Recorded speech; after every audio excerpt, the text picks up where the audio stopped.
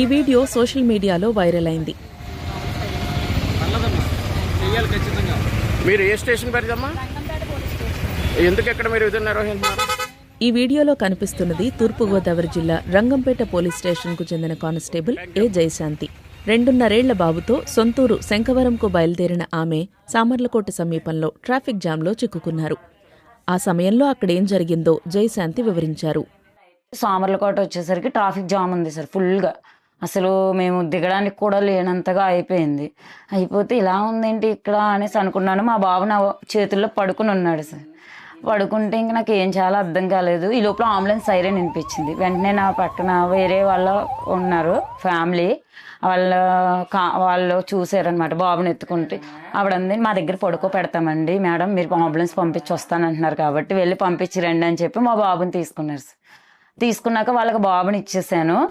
ఆ vehicle number కూడా నేను వెహికల్ నెంబరు 53 ఏదో లాస్ట్ గుర్తుంది సార్, మొత్తం వెహికల్ నెంబర్ మర్చిపోయాను. బాబుని ఇచ్చేసాను, టెన్షను.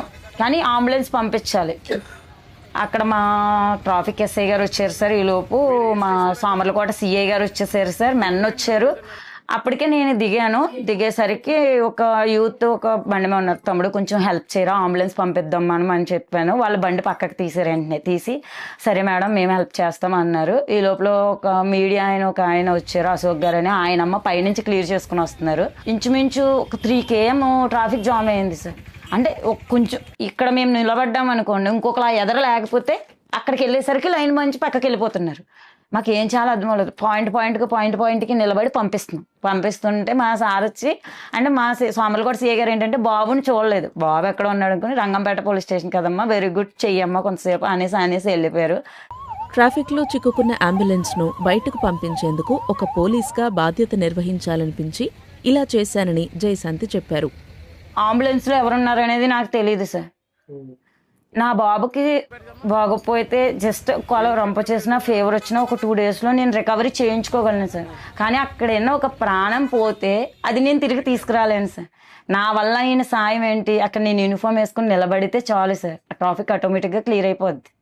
ఆగుతారు సార్. నేను యాక్చువల్లీ ఒక అంబులెన్స్ చూశాను, 2 అంబులెన్స్లు. వెంటనే మళ్ళీ అంబులెన్స్ కూడా ఈ అంబులెన్స్ వెనక్కి తీసుకొచ్చేసారు. 2 కలిపి బయటకు పంపించేసాను సార్. పంపించిన తర్వాత కూడా ట్రాఫిక్ క్లియర్ అవ్వలేదు సార్. 2 hours పట్టింది మాకు. ఈ లోపల మా బాబు ఒక 1 hour తర్వాత నిద్ర లేచాడు. వాడు నిద్ర లేస్తే వాళ్ళు ఎవరో తెలియదు కదండి, ఆడవడం మొదలు పెట్టాడు. వాళ్ళ పాప నన్ను ఎతుకుతున్నారు. నేను ఎదురు ఫ్రంట్ వరకు వచ్చేసాను. తర్వాత వాళ్ళు చూసారు. మేడం తీసుకున్నాను బాబుని. వాళ్ళు ఎంత ఉంచుకుందామని ఉండలేదు. ఇంకా సరేలే ఇది అవ్వదు, ఈయన ఎత్తుకుని చేద్దామని చెప్పి ఇంకా ఎత్తుకున్నాను. ఆయన ఎత్తుకుని క్లియర్ చేస్తూనే ఉన్నాను. తర్వాత మా బాబుని తీసుకుని ఒక 1 hour పాటు అలా క్లియర్ చేసాము.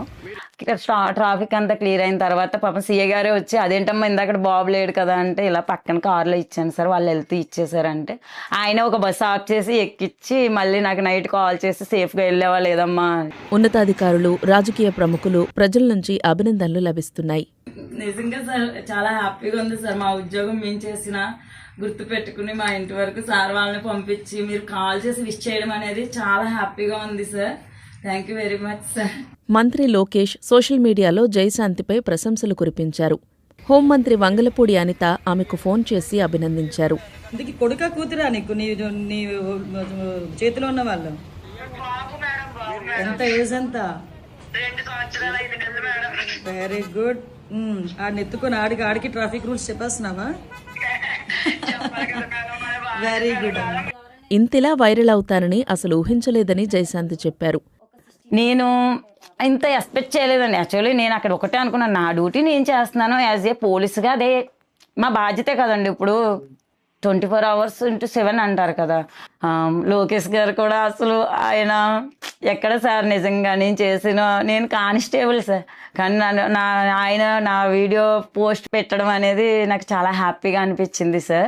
సామర్లకోట ట్రాఫిక్ ఎస్ఐ గారు చెప్పారండి, అమ్మా ఆయన కూడా నాకు సన్మానం సాల్వ్ అది కప్పి థ్యాంక్స్ అమ్మా, నీ లిమిట్స్ కాబట్టి నువ్వు వచ్చేసావు, బాబుని చాలా ఇబ్బంది పెట్టాము. అది పర్లేదు సార్, ఏం కాదు, వాడు పోలీస్ బిడ్డే కదా, ఏం కాదండి, వాడు స్ట్రాంగ్గానే ఉంటాడని చెప్పాను సార్.